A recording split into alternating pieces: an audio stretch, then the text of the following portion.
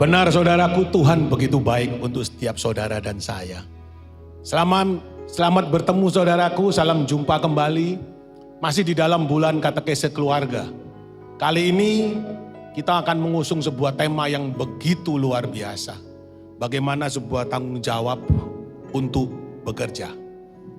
Di studio saudaraku, saya tidak sendiri. Saya sudah didampingi oleh dua sahabat saya. Pasangan suami istri yang luar biasa yang saya kenal begitu lama. Mereka berdua adalah orang-orang yang bekerja. Dan kita sebentar juga akan bertanya jawab, berdialog dengan dua sahabat yang sudah hadir di tempat ini.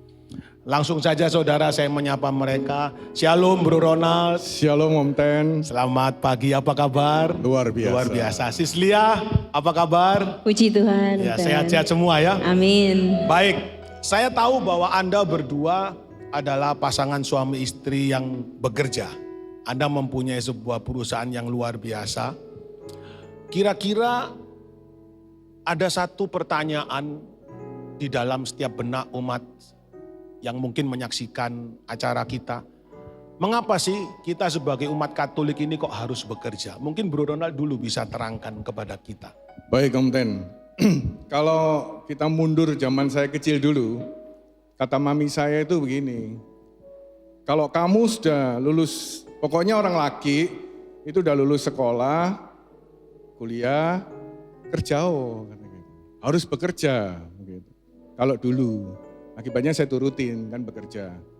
Cuman setelah saya mulai bekerja dan puji Tuhan tahun 2011 saya mulai mengenal Tuhan. Saya sejak kecil Katolik. Cuman mungkin bisa disebut ya Katolik KTP lah. 2011 Tuhan boleh memanggil saya untuk lebih dekat. 2012 saya aktif di pelayanan di salah satu kategorial di Catholic Family Ministry. Saya mengenal sebuah hikmat baru bahwa bekerja itu adalah salah satu wadah untuk membawa kemuliaan Tuhan. Wow, jadi kalau saya bisa tangkap, dulu Bro Ronald dididik orang tua, pokoknya kamu laki tugasnya harus cari duit. Betul. Tapi setelah Anda masuk di dalam sebuah komunitas, Anda mulai belajar mengenal kebenaran, paradigma itu berubah. 180 derajat. Jadi kalau sekarang Bro Ronald mengatakan bekerja itu untuk apa? Memuliakan Tuhan. Betul, bekerja ini adalah wadah yang Tuhan berikan buat kita mempraktekkan nilai-nilai kebenaran firman Tuhan. Sungguh luar biasa. Di samping saya harus praktek di rumah, salah satu wadahnya adalah di pekerjaan ini. Di pekerjaan. Jadi sekarang dengan mengetahui apa arti bekerja bagi seorang umat Katolik, paradigma kita juga dirubah. Dulu mungkin kita bekerja cuma hanya tahu untung, menghalalkan semua cara begitu. Setuju, ya. Betul. Tapi sekarang sudah enggak ya? Enggak berani Om. Wow, luar biasa. Enggak berani. Saudaraku, ada sesuatu nilai yang baru pada saat Anda menjadi seorang Katolik beneran atau yang dikatakan Bro Ronald Katolik KTP. Mungkin kalau seorang Katolik KTP, mereka bekerja dulunya cuma hanya cari duit supaya untung. Nggak peduli caranya bener, nggak bener, santap aja, sikat aja. Tapi apa yang disaksikan oleh sahabat kita, Bro Ronald, setelah dia mengenal kebenaran, nilai core value di dalam beliau menjalankan usaha berubah total. Nah mungkin bisa diceritakan Bro Ronald, apa yang sekarang Anda lakukan di saat Anda memimpin sebuah usaha Anda hari ini? Baik. Kalau dulu sebelum benar-benar mengenal Tuhan, visi perusahaan adalah menjadi perusahaan yang terbesar, banyak cabangnya, pokoknya ter secara nilai dunia. Puji Tuhan setelah saya mengenal kebenaran firman Tuhan dan Tuhan boleh bekerja dalam keluarga dan perusahaan kami, core value saya di dalam perusahaan berubah, bahwa perusahaan ini adalah menjadi suatu wadah untuk bagaimana menumbuhkan setiap individu yang hadir di kantor, Tuhan izinkan hadir di kantor untuk semakin berkembang, untuk semakin berubah. Sungguh luar biasa. Jadi artinya sekarang selain Anda menyikapi bahwa bekerja itu adalah sebuah tanggung jawab, tapi ternyata bekerja itu juga untuk memuliakan Allah. Betul. Melalui wadah Betul, usaha itu. betul. Sungguh luar biasa saudaraku. Saya akan ke istri beliau. yang saya juga kenal seorang ibu yang luar biasa dari 3 orang anak ya Sislia ya. Nah, bagaimana waktu Bro Ronald mengubah sebuah paradigma? Tentunya pasti akan ada sebuah perubahan juga di dalam hidup dia. Betul. Nah, dulu mungkin uang ngotot kerja pokoknya cari duit mati-matian supaya beruntung. Mungkin sekarang kalaupun rugi tapi nama Allah ditinggikan tetap diteruskan. Nah, apakah Anda bisa menerima itu? Mungkin lu dulu setorannya sekian kok sekarang jadi mengecil begitu. Kira-kira Sislia bagaimana menyikapi itu? Puji Tuhan Om, sebetulnya dulu waktu kita sama-sama mulai kerja, sama-sama mencari untung, mencari membesarkan perusahaan, mencari membesarkan kantong dengan impian-impian dunianya kita. Sehingga akhirnya justru kita semakin jauh. Kita tidak ada lagi yang namanya keluarga. Fokus kita hanya untuk pekerjaan. Sehingga boleh dikata saya sama Ronald hubungan suami istri itu lebih pada hubungan kerjasama. Karena kebetulan kita dulu satu kantor. Satu kantor. Iya. Jadi sudah tidak ada lah ini suamiku, ini istriku. Jadi hubungannya jadi profesional jadinya. 24 jam kantor. Di rumah maupun di Luar biasa. kerjaan. Jadi setelah Sislia juga mengenal kebenaran, akhirnya juga merubah bahwa ternyata cara kerja yang lama salah. Bahwa tempat bekerja juga untuk memuliakan Allah. Betul. Dengan merekonsiliasi hubungan yang dulu mungkin pernah renggang, pernah berantakan ya. Bahwa ternyata fokus saya bekerja bukan hanya untuk cari uang. Betul. Begitu ya Sislia ya. Nah, saudaraku, mereka berdua saya kenal mempunyai sebuah usaha yang luar biasa saudaraku. Ya. Tetapi saya juga tahu usaha mereka yang mereka jalani hari ini juga boleh dikatakan tanda petik saudara. Karena pandemi, karena COVID-19 ini menghantam usaha mereka. Dan bahkan boleh saya katakan hampir no job.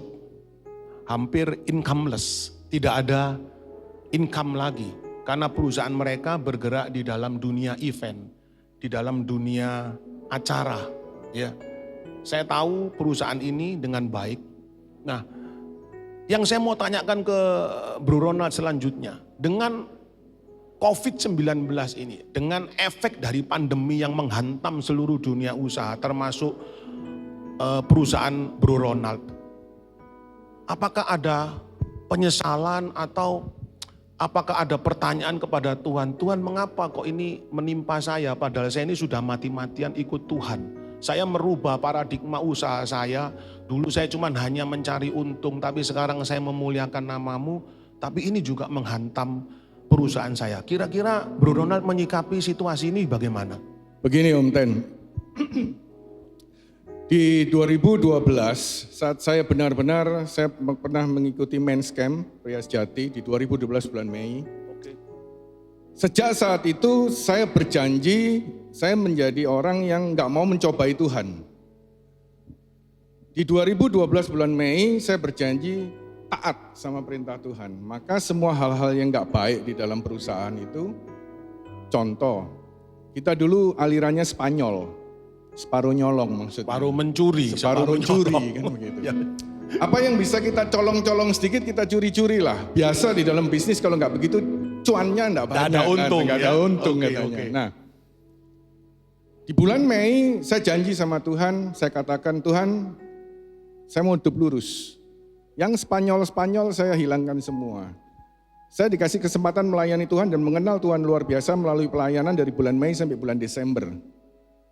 Di bulan Januari, seketika itu juga Tuhan stop perusahaan saya. 2013 Januari. Wow. Apa? Dulu saya merupakan salah satu agen penjualan Sanyo, proyektor.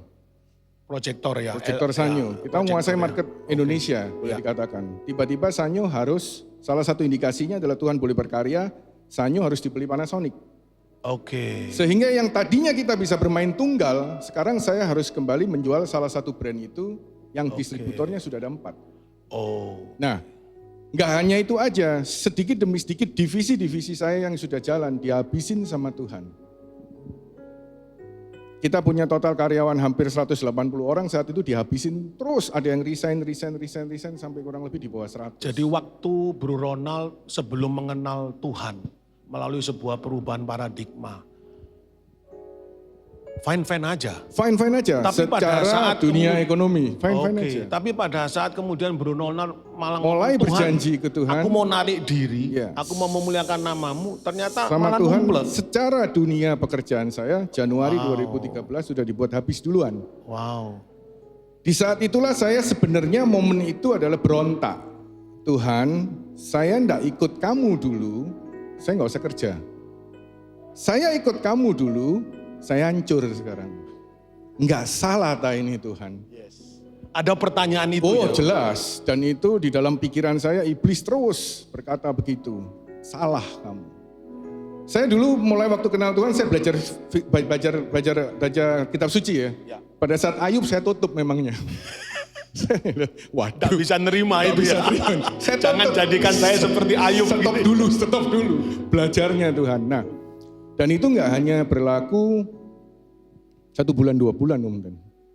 Panjang. Panjang. Sampai di satu titik saya nggak kuat, saya bertengkar dengan Lia, Ya. saya bilang sama Lia, stop, saya tidak mau Tuhan-Tuhanan lagi. Sampai seperti Sampai itu. seperti Jadi ada masa Anda kemudian kecewa. ya. Dan Saya Anda bilang, katakan, wis enggak patek-patekan, enggak Nggak butuh patek-patek. Tuhan. Nggak Tuhan. Saya kembali ke pola lama. Dulu pola lama saya adalah saya peminum, Oke. saya pemabuk, Ya. lobby dan sebagainya. Pakai saya- entertain dunia Wah, lah ya. Aha. Entertain dunia. Saya katakan sore ini juga saya mau kembali minum. Waduh. Istri saya nangis-nangis sebenarnya, pegangin saya. Tapi Tuhan hari itu perlindungannya nyata. Waktu saya sudah keluar telepon ke asisten rumah tangga saya untuk dibukakan pagar. Sorry, bukan begitu. Jadi begini, asisten rumah tangga saya bertelepon. Ya. Dia berkata begini, ini mobil mau masuk, pagar nggak bisa dibuka. Oh, Pagar rumah saya itu elektronik, Ya. pakai magnet. pakai sistem ya. Iya. Aha. Saya katakan, kenapa nggak bisa dibuka? Matikan semua PLN, cabut semua baterainya, tetap nggak bisa dibuka. Dan saat itulah saya menangis jadi-jadinya, saya tahu bahwa Tuhan masih mau beracara sama saya. Wow. Yes. Saya nangis, saya berlutut sama Lia, saya katakan nggak jadi, saya tetap mau ikut Tuhan. Waduh. Saudaraku, ini bukan teori saudaraku. Saya kenal beliau sangat dekat. Dan saya tahu apa yang beliau perjuangkan. Ini bukan hanya bercerita dongeng, tapi itulah hidup dia. Pada saat dia terpuruk saudaraku, kami sebagai brother keeper, kami di dalam satu komunitas yang sama, beliau sering bertanya kepada saya. Saya tidak bisa memberi sebuah jawaban. Apa yang harus Bro Ronald lakukan. Cuman saya hanya titip, Ron, kamu mesti ingat satu. Kalau hari ini engkau ada karena Tuhan. Apapun yang kamu punya karena Tuhan. Maka kembali kepada Tuhan. Nah, saya ke Sis Lia. Pada saat Bro Ronald mengalami seperti itu. Mungkin juga saat-saat pandemi ini. Kira-kira apa yang Sis Lia lakukan? Apakah kemudian Anda juga ikut putus asa? Atau kemudian bahkan Anda juga bertanya kepada Tuhan, mengapa harus ini kita alami? Mungkin Sis Lia bisa memberi sedikit cerita. Jadi sebetulnya apa yang membedakan saya dulu dengan sebelum dan sesudah Tuhan kenalkan. Kalau dulu kita sama-sama kerja, sama-sama fokusnya di usaha. Setelah saya kenal Tuhan, Ronald juga berubah. Pada waktu itu saya masih bekerja. Yang berbeda adalah kalau dulu fokus saya di usaha, fokus saya di perusahaan, fokus saya Tuhan ubah menjadi di Ronald. Jadi apapun yang ada di usaha itu kalau ada suatu event atau acara yang kita sama-sama nggak setuju, ya kita berantem. Tetapi sebuah nilai saya pelajari dari camp bahwa apapun yang terjadi, saya harus tunduk sama suami saya. Jadi saya belajar untuk merendahkan hati, menundukkan hati, dan itu hanya bisa kalau saya berlutut, bersungkur, dan angkat tangan minta tolong sama Tuhan. Jadi di setiap apa yang Ronald alami, baik di dalam pandemi ini, saya pun mengalami pergumulan Om. Karena awal-awal juga, Ronald, ayo coba kamu lihat lagi, bantu ikut di perusahaan. Ya. Pada waktu itu saya sudah cukup lama off, sudah tidak bekerja. Ya. Begitu saya masuk, saya langsung berubah. Logika saya mulai bermain, pikiran saya kembali menguasai saya, segala hal saya analisa. Dan saya tidak lagi pakai hati saya pakai kuat-kuat pikiran saya kembali. Sehingga apa yang terjadi, saya takut.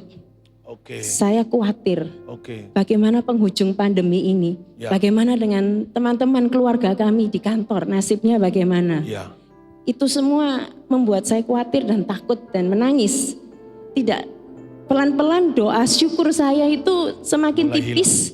Diganti dengan doa minta lagi kepada Tuhan. Doa mohon lagi kepada Tuhan. Dan yang paling bahaya, kalau kami di camp itu ada 5 dosa yang harus kita betul-betul hindari. Salah satu di antaranya yang kelihatannya dosanya kayak sering kita remehkan adalah bersungut-sungut. Bersungut-sungut. Dan Ya. itu paling merasuk kepada saya. Masuknya halus, saya mulai ngomel di dalam hati. Saya mulai kok gini Tuhan. Dan yang paling parah ketika Ronald memberikan instruksi, memberikan perintah baik di rumah, baik untuk kantor. Saya mulai pakai pemikiran saya yang grundel. Karena saya mengerti nilai, saya tidak bantah langsung Om. Tapi saya grundel di dalam hati. Dan itu yang sebetulnya sudah meracuni saya, buka celah. Dan pelan-pelan mulut saya pun mulai membuka suara bantah kepada Ronald. Dan hal itu membuat kita mulai jauh lagi. Sehingga puji Tuhan, teman-teman melalui berbanyak kegiatan, melalui ngobrol dengan teman-teman di komunitas, sister keepers, dan melalui Ronald sendiri yang dia juga bertahan karena dia mengerti nilai, aku enggak bisa ngamuk sama kamu, Oke. tapi kamu enggak benar. Oke. Tuhan izinkan saya ingat kembali bahwa fungsi kamu itu apa. Oke. Ketika saya berdoa, saya minta sama Tuhan, Tuhan cuma ingatkan fungsi saya adalah penolong. Oke. Penolong karena Tuhan katakan tidak baik. Ia seorang sendiri saja, maka diberikannya penolong yang sepadan. Maka saya harus membuat dia menjadi lebih baik. Maka saya mulai lagi dari awal mendengarkan dia. Yang dia datang mungkin sakjane cuma kepingin ngobrol. Tapi saya mulai masukkan kembali paradigma saya, ide-ide saya. Tidak lagi menggunakan telinga dan hati saya untuk mensupport dia. Jadi boleh dikatakan ternyata pandemi ini juga bisa merubah. Yang dulunya kita Betul. sudah bertekad, Tuhan aku mau benar. Iya. Tapi karena situasi yang memang menyesakkan kita semua, mau tidak mau kita juga bisa mulai melenceng. Begini Iya. Om Ten, Ya. kalau pas kena pandemi, jadi kenapa saya mundur dulu? Artinya saya sudah pernah diproses dulu dalam satu kondisi di dalam pekerjaan itu sama Tuhan dinolkan. Ya. Tetapi feedback baliknya pada saat kita punya hati yang merendah, Tuhan benar-benar tata. Pada saat pandemi jalan, karena kita sudah pegang kebenaran firman Tuhan, kenapa engkau khawatir anakku kan gitu. Burung aja nggak menanam, dia pelihara, apalagi kamu, apalagi saya sudah pelayan Tuhan. Beda antara sifat tenang, percaya, dan merendah kepada Tuhan. Saat itu sifat saya hanya tenang saja. Yakinlah pasti Tuhan pelihara. Tapi apakah saya do something? Saya nggak jamin saat itu saya do something. Maret, April, Mei, Juni, Juli, mulailah saya kembali diombang-ombangkan. Saat itu saya mau berkata juga kena pandemi ini. Percuma bikin perusahaan yang dibuat ladangnya Tuhan untuk menimbulkan karakter orang supaya lebih baik. Nyatanya juga begini kok. Sempat kehilangan jati diri. Saya sudah nggak ngantor berapa lama sampai salah seorang teman saya di kantor telepon saya. Bapak ngantor. Ngapain saya ngantor kan gitu. Kan sudah ada kalian semua. Gitu. Kita tetap butuh Bapak. Datang aja. Kita lihat Bapak itu udah tenang. Saat itu saya percaya Tuhan gerakkan dia untuk menegur saya. Akhirnya saya taat.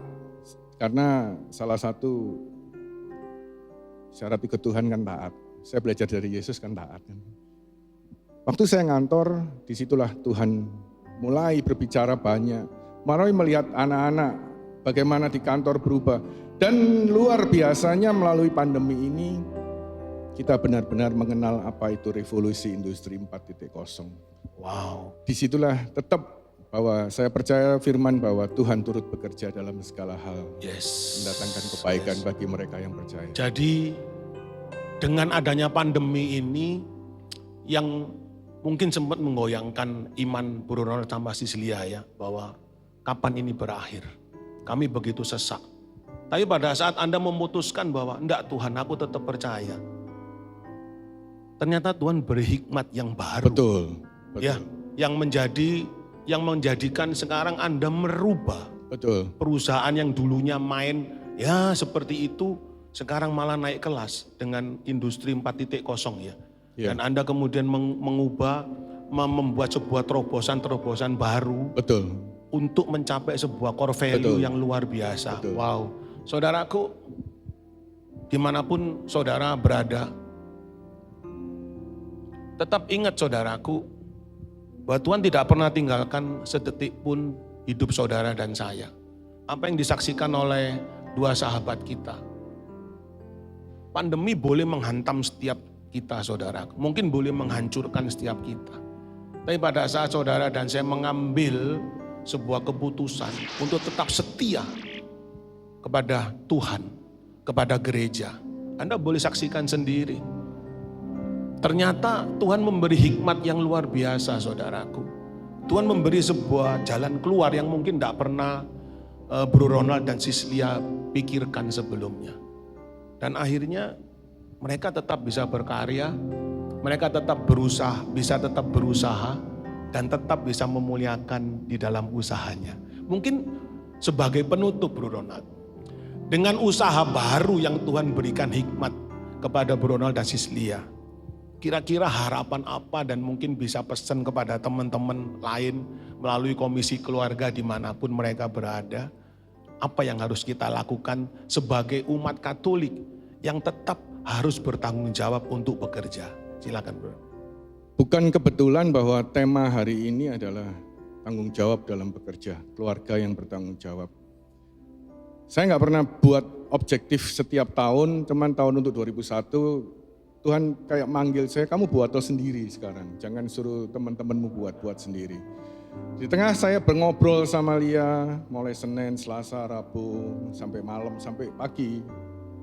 Apa sih sebenarnya kata kunci yang harus kita lakukan untuk nextnya adalah ternyata satu, menumbuhkan orang-orang yang bertanggung jawab.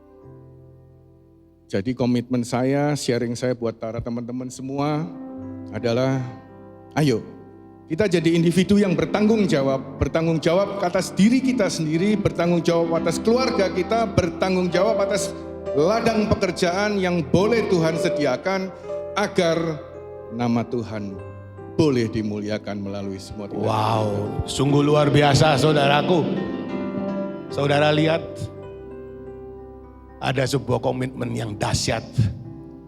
Dan saya juga berharap pandemi boleh ada, COVID boleh ada.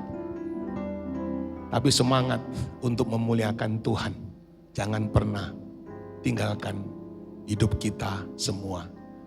Baik saudara, sebentar kita akan break, kita akan mendengarkan suara emas dari adik kita tercinta Vanessa. Dan setelah itu kita akan kedatangan seorang tamu yang luar biasa, yang kami semua cintai di Keuskupan Surabaya. Silakan Vanessa.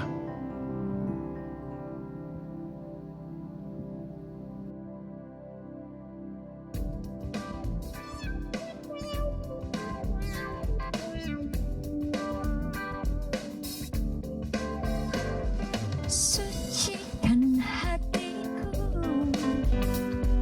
buat hatiku setia,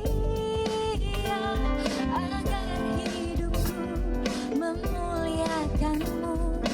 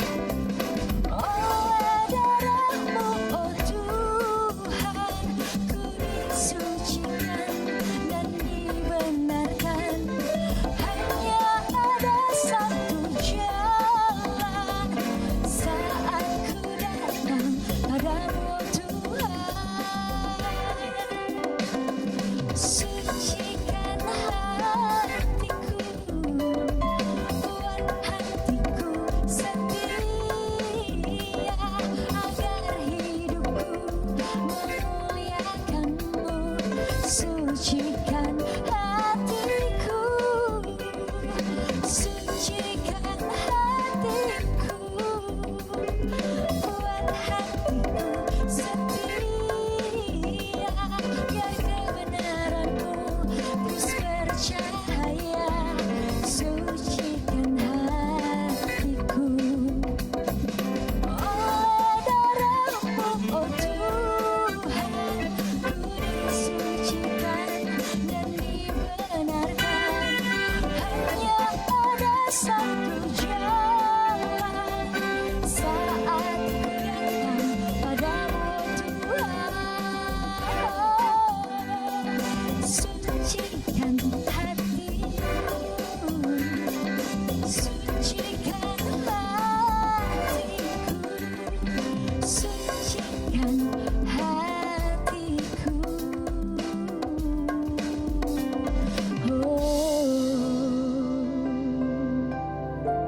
Baik, saudaraku terkasih, jumpa lagi. Dan di studio saudaraku, seperti yang saya katakan tadi, kita kedatangan seorang tamu yang luar biasa. Yang oleh umat Katolik di Surabaya sangat dicintai. Siapa lagi kalau bukan Bapak Uskup kami, Monsinyur Vincentius Sutikno. Shalom, selamat pagi. Shalom, selamat pagi. Monsinyur. Wah, ini luar biasa kalau Bapak Uskup bisa hadir di tempat ini, karena kita tahu bahwa Desember adalah bulan katekese keluarga ya, Monsinyur. Dan kita mendapat tugas untuk juga membawakan satu tema di dalam satu bulan katekese, yaitu tanggung jawab untuk bekerja. Monsinyur, tadi kita telah mendengar bagaimana Bro Ronald dan Sis Lia menceritakan kehidupan mereka di dalam bekerja, bertanggung jawab untuk bekerja. Nah, yang saya mau tanyakan Monsinyur, sebenarnya apa toh yang diajarkan oleh Tuhan melalui gerejanya kepada kami umat Katolik mengenai sebuah tanggung jawab untuk bekerja? Mungkin Monsinyur bisa memberi tips kepada kami. Ya, tanggung jawab untuk bekerja itu bersumber dari kesadaran bahwa kita ini diberi hidup. Ya, diberi hidup, bukan hanya sekedar hidup, tetapi hidup yang harus dipertanggungjawabkan. Dengan bekerja, kita memang memakai kata tanggung jawab, itu kayak terjemahannya kok nggak pas. Karena siapa yang menanggung, siapa yang menjawab, itu kan repot.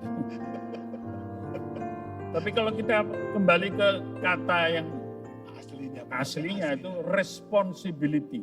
Ya. Itu merupakan kepanjangan dari cinta. Kita hidup karena cinta. Cinta Tuhan jelas yang membuat kita hidup. Dan kalau kita sungguh mencintai, itu wujudnya adalah tanggung jawab. Respons. Jadi, bagaimana hidup? Memberi tanggapan gitu ya, Monsinyur. Harus dipertanggungjawabkan, direspons. Direspons, ya. Mosok urip kok turu tok ae. Enggak. Ya harus bekerja, istirahat, Ya. tidur ya, betul-betul tidur ya itu yang Jadi kalau menurut Monsinyur bahwa ternyata bekerja itu bukan sesuatu yang perlu dipertanyakan, tetapi dilakukan karena itu merupakan wujud cinta iya. kepada Tuhan Iya. untuk menghargai hidup ini. Iya. Begitu ya Monsinyur? Iya. Jadi tidak ada alasan bagi sebuah keluarga Katolik atau orang Katolik mengatakan bahwa wah ya lebih baik saya jadi Romo aja kan enggak kerja. Wah, Nah, Romo kan enggak kerja. ngece, lu gak kerja. Bekerja.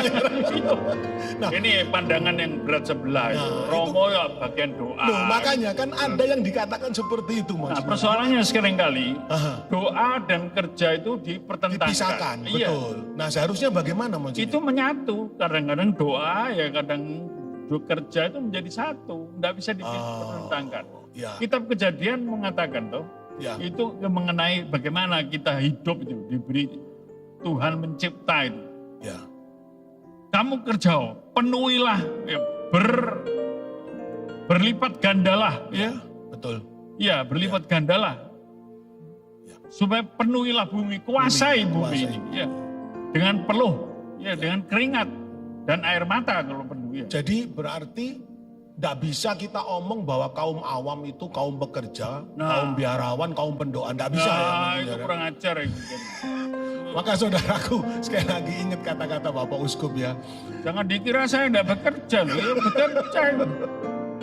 Makanya itu saudaraku Ya, bahwa sering kita mempunyai kesalahan paradigma seperti itu Monsinyur. ya, Bahwa enak para romo, para frater kerjanya cuma doa. doa. Ya toh? Kita yang orang awam berpeluh keringat, padahal kan bukan seperti itu. Ya, Artinya kita kembali ke dasar pengertian yang benar yang dikatakan Monsinyur tadi bahwa arti kata tanggung jawab itu adalah responsible, merespon sebuah kasih Karena Tuhan cinta, karena ya. cinta. Ya, kalau tidak ada cinta, wis mulia wae wis. ya, betul. Tidak usah apa-apa. Ya. Jadi yang Ini Tuhan dan sumber- gereja ajarkan kepada kami umat Katolik bahwa kita tidak bisa lari dari tanggung jawab itu ya, Iya. Monsinyur. Karena sebagai respon atas sebuah cinta Tuhan Ya. di dalam hidup kita. Cinta untuk menghargai hidup ya. Ya. Bagaimana saya hidup ya tidak bisa hanya nganggur-nganggur, tengah-tengah. Ya. Harus ada sesuatu. Apalagi untuk orang laki. Ya. Ya. Orang laki kalau tidak bekerja, rasanya harga diri turun. Ya. Betul, betul. Ya lah, tidak ada apa-apa. Rasanya tidak ada apa-apa. Tapi Saya bukan mengatakan perempuan itu kalau tidak bekerja. Ya, Loh, perempuan itu sungguh banyak kerjanya. ya, Ini dalam masa pandemi ini. ya, Lihat bagaimana perempuan itu, siapa yang membersihkan rumah? ya. Pekerjaan tangan itu semua perempuan. Bayangkan itu. Kalau ini sekarang sungguh dengan pandemi ini sungguh menghargai. Oh, yang bekerja itu orang yang bisnis, Ya. yang hebat kerja kantoran. Ya, Tapi justru sekarang dilihatkan, lihat pekerjaan tangan, tidak bersih, kelihatan kebersihan. ya, Ya. ya. Ini itu perempuan itu. Ya, Yang dihargai itu adalah pekerjaan, yang buat perusahaan, bisnis. Enggak. Itu salah kaprah.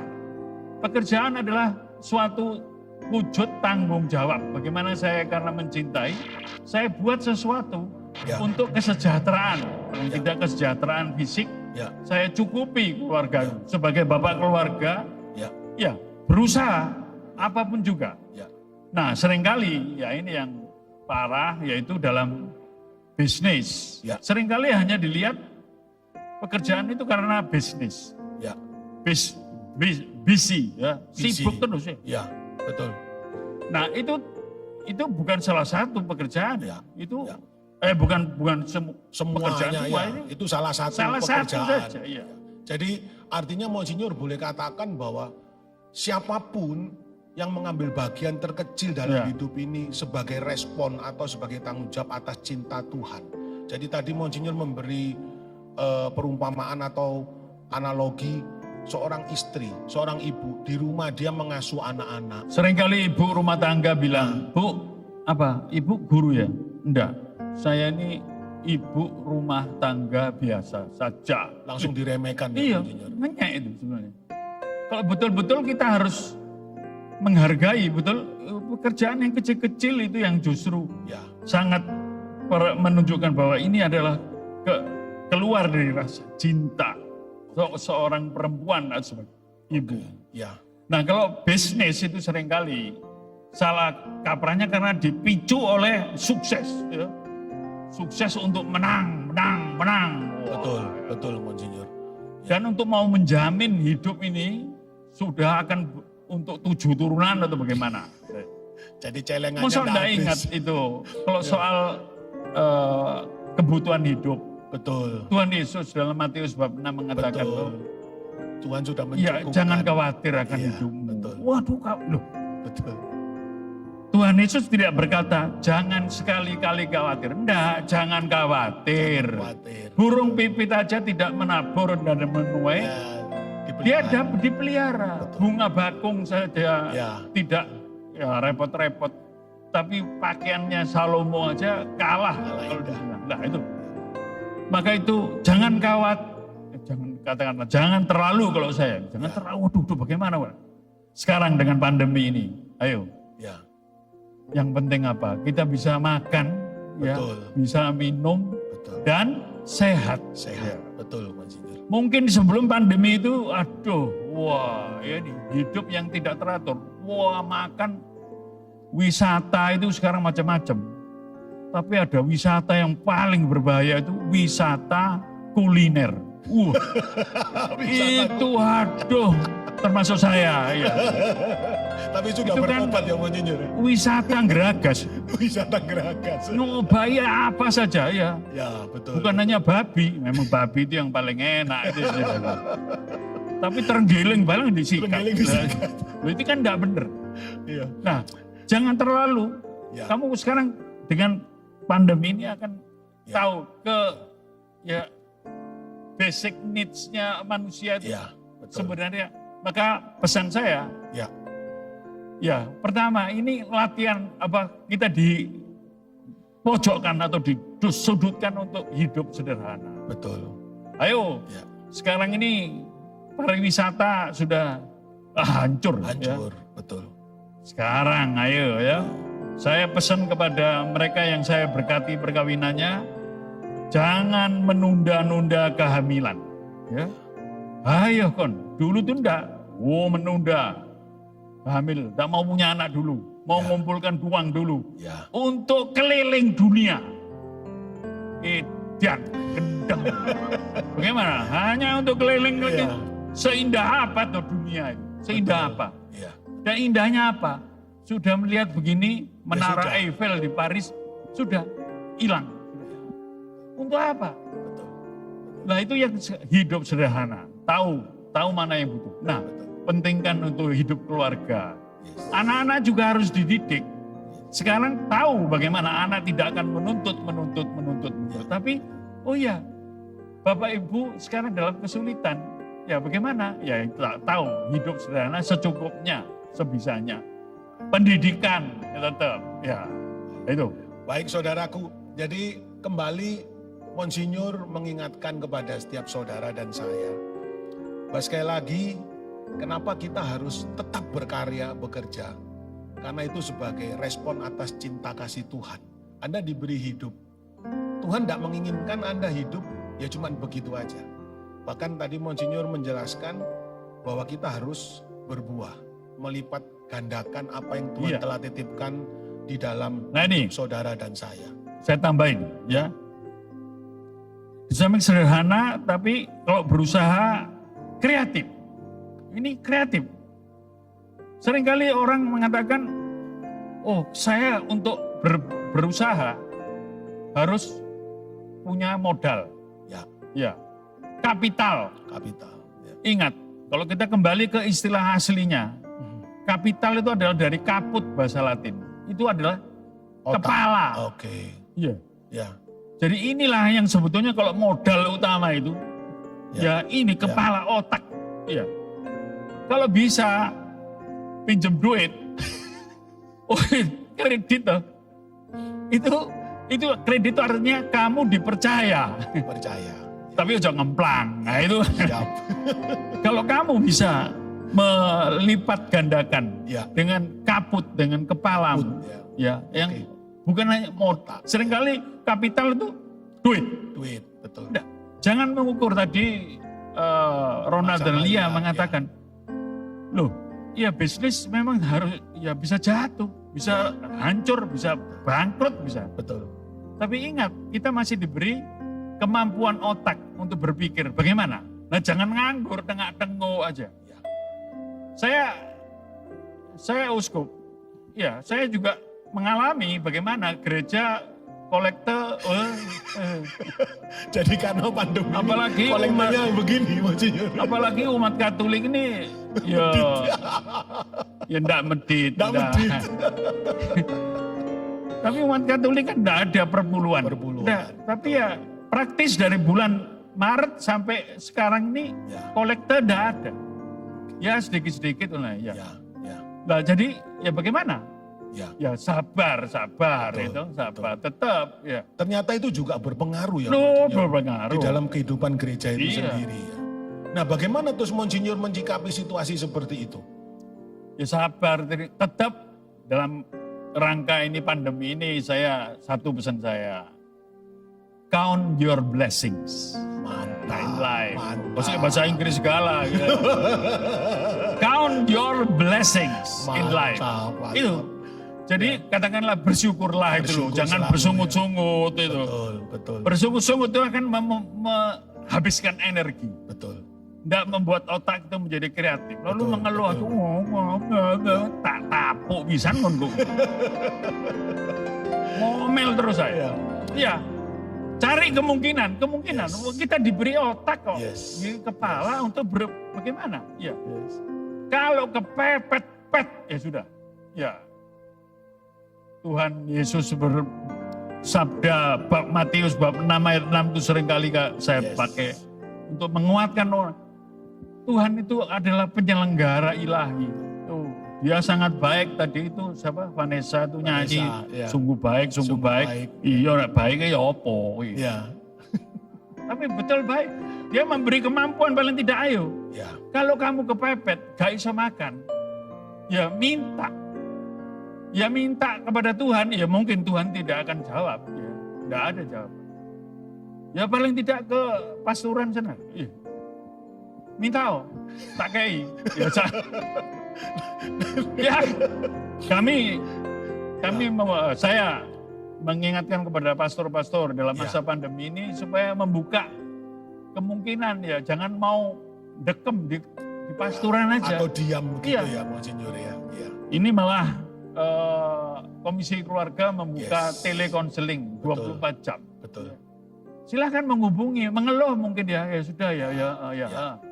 Tapi kalau Anda yang perlu dibantu, yang namanya charity Ya. harus diberi. Kalau soal makan jangan bilang ya sembayang wae ya.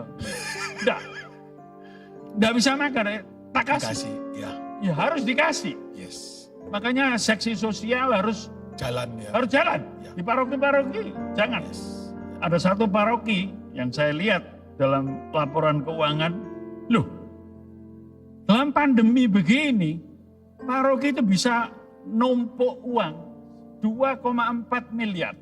Wow. Wah, itu kalau saya ketemu langsung tak bisui bedes. Bayangkan kamu, bagaimana kamu bisa, Mengumpulkan uang sedangkan umat begitu yang susah. untung adalah bank. Ah, Bank seneng nek numpuk uang di situ. Ya. Paling bunga bank itu berapa? BCA itu. betul. BCA itu cuma kasih berapa? 4% itu. Oh, kue BCA. Iya, Siap, Ya. siap. Ya. ada yang ngiming-ngiming. Ya. Tapi ya itu, loh kenapa? Bagaimana kamu bisa mempertanggungjawabkan? Kamu tidak punya empati sosial. Nah itu, saya buka kesempatan. Ya kalau mau, jangan mau diem-diem saja, tenang-tenang, dekem di pastoran, tapi mau siap untuk diganggu, siap untuk direpotkan. Iya, Jadi kalau saya bisa menyimpulkan Monsinyur, bahwa tadi Monsinyur sempat berkata, kita ini dikasih otak iya, sebagai manusia yang hidup. Jadi ada sebuah kenyataan bahwa manusia itu dikatakan makhluk ciptaan Tuhan yang paling pintar beradaptasi. tuh, Ya. Jadi kalau begini saudaraku, kalau sekarang hari ini Anda mengalami sebuah situasi yang begitu menyesakkan, apa yang dikatakan Bapak Uskup tadi, ingat saudaraku, Anda pasti akan bisa keluar dari masalah itu Ya. selama Anda tetap berusaha, kan begitu Mon. Tapi Anda kalau sudah menyerah, ya sudah, Ya. habis kan begitu. Nah, selanjutnya tadi Bapak Uskup juga menceritakan selaku Uskup, Monsinyur telah memerintahkan kepada seluruh pastor paroki untuk tidak diam, tidak dia. tapi bergerak untuk melihat secara nyata bahwa umat ini butuh apa kan begitu. Iya. Tapi itu sudah terjadi. Wah, terjadi. Atau cuma teori. Lo lihat paroki-paroki itu mau buat bakti sosial, waduh, banyak yang bingkisan-bingkisan beras, minyak, wah sembarang. Melalui PSE itu Monsinyur. Melalui PSE. Oke. Oh enggak, paroki-paroki. Oh paroki. Paroki-paroki. Oke. Malah ada yang memberi makan pagi untuk mereka Dan yang itu jalan ya Monsinyur. jalan, Oke. ya terus. Nah dikaitkan dengan sebuah tanggung jawab. Dan ini Untuk- paroki-paroki saya ya terpaksa subsidi. Ya. Subsidi. Subsidi. Untunglah ya Uskupan Surabaya ini duitnya punya akeh. enggak. Loh ya pikirannya mesti duwe. Enggak. Banyak orang. Banyak umat yang mau berempati, Iya. yang mau mengambil bagian. Itu keuskupan yang- Surabaya. Oke. Umatnya murah hati. Wah, luar biasa. Karena Bayang- monsinyornya murah hati. Saya Oh, tahu iya, Bapak jelas. Uskup murah Iya. hati. Kita tuh sebagai jembatan saja lah ya. Oke. Ya apalagi saya tidak menikah dan tidak punya anak. Semua ya lewat saja. Ya. Lewat saja. Jadi betul. tinggal bagaimana kita punya empati sosial, tidak terlalu khawatir akan hidup, lalu terus, waduh, bagaimana saya? Bagaimana diem saya? dia maunya, Lalu ya. terus Ya. menjadi egosentris. Oke. Nah itu. Dan itu kalau dikaitkan dengan tanggung jawab untuk bekerja, apa yang Bapak Uskup lakukan, apakah itu kemudian tidak memanjakan umat untuk kemudian tidak bertanggung jawab atas hidupnya lagi? Nah, bagaimana kita membedakan itu? Atau mungkin gereja atau paroki harusnya menciptakan sebuah lapangan atau kesempatan kerja bagi umat, bukan hanya cuma kasih makan. Nah kira-kira menurut Bapak Uskup gimana? Ya ada usaha-usaha yang kita lihat, PSE umpamanya, ya, Atau ada, menciptakan UMKM baru, ya itu dilakukan? ada gitu? satu sudah saya malah sendiri. Oke. Mau melihat bagaimana, oh ini ada bapak yang punya katakanlah bisa menyewa satu kayak danau kecil lah. Ya, terus bikin kolam Ikan, pancing. iya ikan. Oke. Ya kita pasok aja. Bagaimana itu nanti bisa memanfaatkan ikan-ikan. Saya beri ide. Gitu. Ya.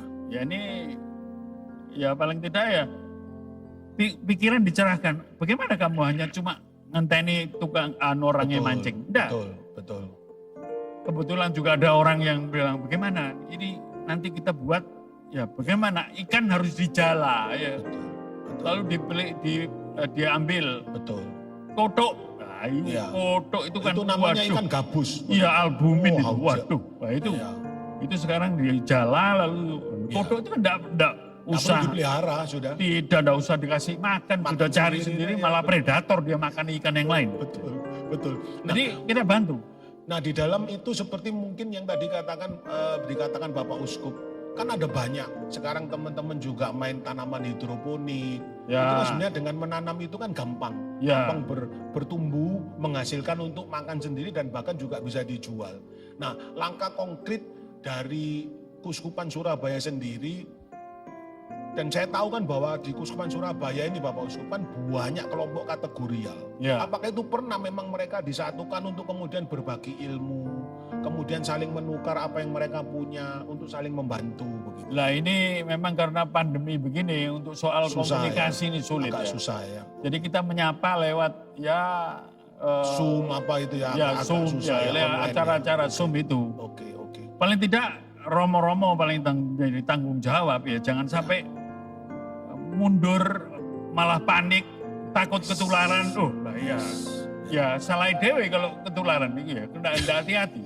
Betul. Hidup bersih ya itu ya. Betul. Supaya sungguh ya. Kita ini presiden yang tidak pernah terjadi tuh. Betul. Bagaimana betul, kok bisa virus ini? Waduh. Betul. Loh, virus ini memang ya enggak bisa disalahno. Memang Betul. dia ya salah masuk kamar gitu aja. Oke, baik Bapak Uskup. Saudaraku, ada begitu banyak pesan dari Bapak Uskup kepada setiap Anda dan saya hari ini. Bahwa apapun yang terjadi hari ini, apapun yang kita alami hari ini, jangan pernah ada kata mundur sekali lagi. Ya, Bapak Uskup pun juga selaku pimpinan tertinggi Gereja Katolik di Surabaya telah begitu banyak membuat program, telah begitu banyak bergerak. Tapi kita tidak bisa sebagai umat mengandalkan bantuan gereja. Anda dan saya punya tanggung jawab penuh untuk Anda memakai apa yang Tuhan telah titipkan, apa yang ada di dalam hidup saudara dan saya untuk bisa survive. Jangan pernah menyerah saudaraku. Saya lihat Bapak Uskup bukan hanya mikirin perut kita. Bapak Uskup memikirkan bagaimana umat Ya. di Surabaya ini untuk bisa mengenal Tuhan dengan lebih baik. Maka tanggung jawab ini harus kita ambil bersama. Tapi gereja telah membuka diri. Dengan tadi Bapak Uskup mengatakan ada telekonseling. Mungkin setiap Anda, terutama yang di Surabaya mempunyai satu problem, Anda mau minta bantuan, silakan Anda bisa menggunakan fasilitas itu. Jadi artinya tanggung jawab ini bukan hanya berhenti di Bapak Uskup, tapi terlebih harus di dalam setiap hidup kita sebagai umat percaya. Dan Jangan nganggur. Jangan nganggur, ya, nganggur. Pak Uskup. Ya, nganggur dengan tekuk. Nah, Ada. bagaimana Bapak Uskup sekarang kalau yang saya lihat, kalau saya keliling gereja, Nah, itu banyak ya, tanda petik saya tidak menghakimi. Tapi banyak kemudian umat itu malah memanfaatkan niat baiknya gereja. Akhirnya mereka itu gandol terus ke gereja. Nah itu gimana kira-kira dari gereja untuk mendidik umat yang model seperti ini Bapak Uskup? ya kita kalau soal kebutuhan yang primer, ya tidak bisa kita mengatakan gandol. Jadi memang itu harus Katakanlah diberi ya, ya. satu keluarga bisa di paroki-paroki sekarang ya banyak umat yang ya mau ke paroki sulit, Ya. romonya menutup semua ya pastoran. Ya banyak yang ke saya, ya bagaimana menghubungi lewat WA, bagaimana ya kepepet, bagaimana kena stroke lagi, waduh ya terpaksa saya tidak pikir banyak, ya sudah nomor rekening berapa tak kirim supaya dalam masa pandemi paling tidak bisa survive. Oke. Satu keluarga katakanlah 3 juta dengan anak 2 gitu itu sudah mutlak tidak bisa. Sudah Untuk mutlak bisa ya, hidup. Untuk bisa hidup ya. Jangan sampai kena sakit. Oke. Nah, kalau mau ke sakit yang menguntungkan itu ya sakit COVID itu Dan itu juga tanggung merupakan pemerintah. satu respon dari Bapak Uskup selaku pimpinan Gereja Katolik di Surabaya. Sebuah respon dari tanggung jawab untuk mengenal kebutuhan umatnya, mengenal bagaimana mereka memerlukan bantuan. Ya. Dan itu sebuah tanggung jawab untuk gereja boleh bekerja. Apakah bisa disimpulkan seperti itu Bapak Uskup? Ya, Begitu ya Bapak tanggung Uskup? jawab bagaimana umat juga tidak bisa kita katakan sembahyang bisa aja. Ya, ya. Tetapi juga ya diajak untuk paling tidak dalam masa pandemi ini bertahan. Sampai kapan ini pandemi ini? Kita tidak tahu. Ya. Mari kita bersama-sama untuk Ya. memberi semangat. Oke. Ayo, semoga pesan saya selalu salam sehat dan semangat. Siap. Doa Siap. harus diintegrasikan dalam hidup. Ya. Tapi seperti tadi sharingnya Lia, ya betul. Memang kadang-kadang doa itu ya tidak usah terlalu berdele-dele ya. Yes. Tuhan tahu apa yang Dibutuhkan. mintalah maka kamu Ya. akan diberi, Ya. carilah maka kamu Ya. akan mendapat, Ya. ketuklah Ya. maka pintu akan dibukakan bagi. Ya, ya, ya, Jadi itu yang saya kira Bapak yang jahat saja tahu memberi yang baik, Baik. kepada anak, apalagi Apalagi Bapak. Tuhan. Ya. Yes. Paling tidak kita minta Roh Kudus, mintalah sungguh. Ya memang. Ya minta, kalau kepepet memang Tuhan akan beri entah dengan cara bagaimana itu akan Yes. terlihat dalam Yes. yang penting kita gembira Oke. dan bersuka cita dalam hidup. Betul. Tidak terlalu bilang, aduh bagaimana saya. Kalau kita pikir bagaimana yang lain, Ya, oh, itu betul. kan berat juga. Pak. Betul, Untuk betul. semua mengalami Betul.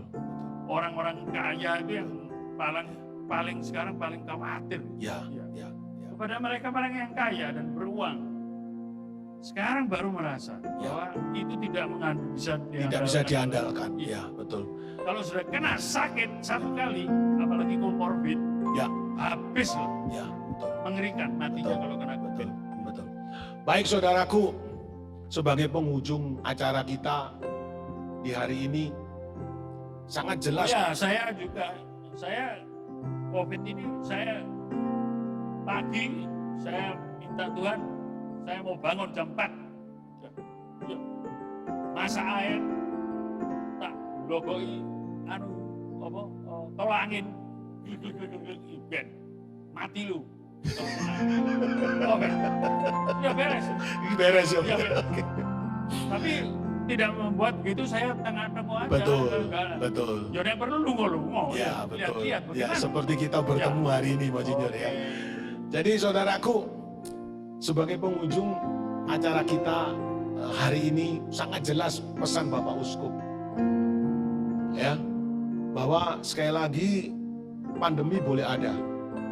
Tapi rasa bersyukur, Nah, rasa penuh optimisme, sungut-sungut. jangan bersungut-sungut ya, harus ada di dalam hidup saudara dan saya.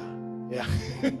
Jangan pernah menjadi orang yang mau nganggur, saudaraku. Apapun kesulitanmu, Tuhan pasti kasih jalan, Ya bicara paling tidak. ngomong. Ya, paling tidak itu kalau kamu bicara stres sudah. Yes, Sudah oke. sampai menang bunuh diri.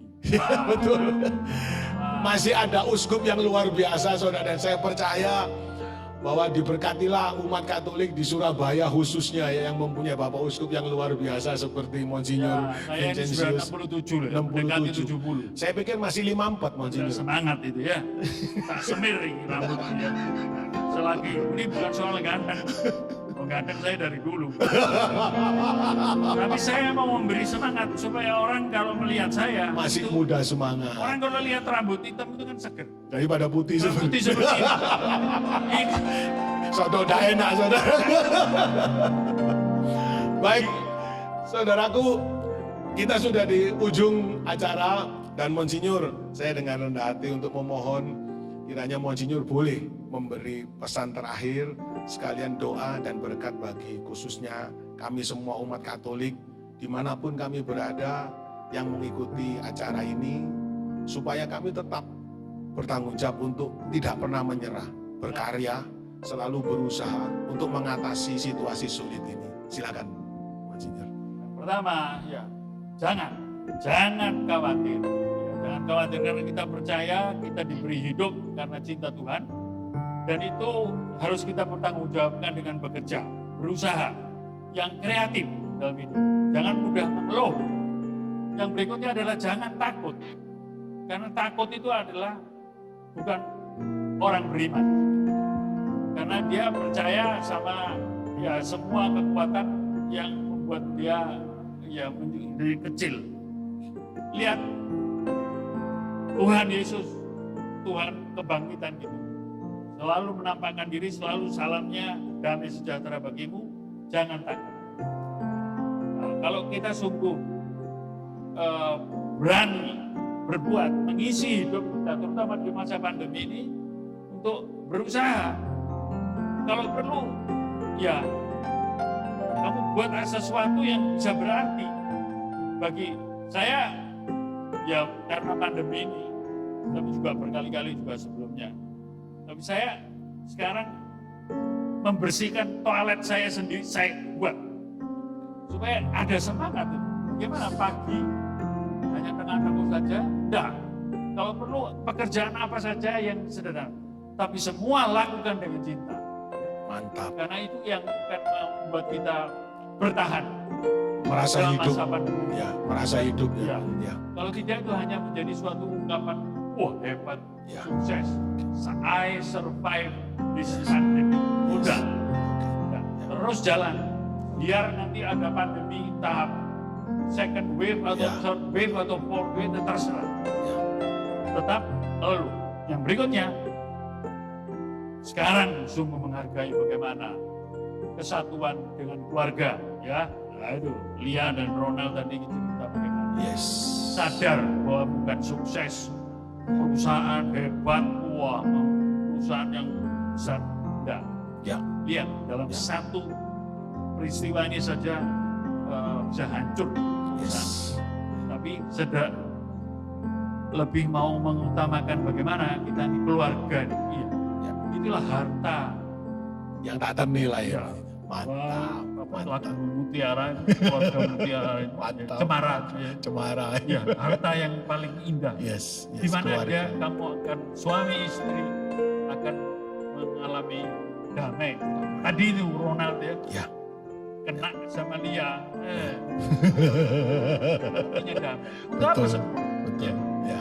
Percuma, Ya. hebat-hebat menang Ya. sukses. Tapi mereka menjadi renggang. Ya. Ya. Oke. Baik Monsinyur, bisa juga Sama. mendoakan kami semua sebagai umat Katolik dimanapun kami berada, untuk kami tetap boleh bersemangat dan memberi kami berkat. Silakan Monsinyur. Doa penutup.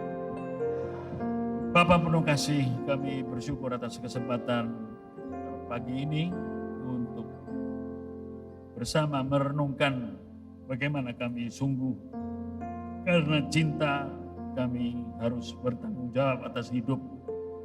Dengan demikian bisa menjadi berkat bagi kami sendiri, pada diri sendiri, tapi terutama bagi sesama.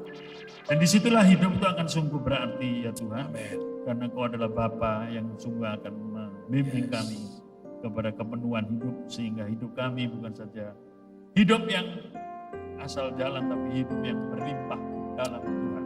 Oh, amin. Berkatilah pertemuan kami ini dalam nama Bapa dan Putra dan Roh Kudus. Amin. Mantap. Terima kasih Pak Jika. Glory, glory.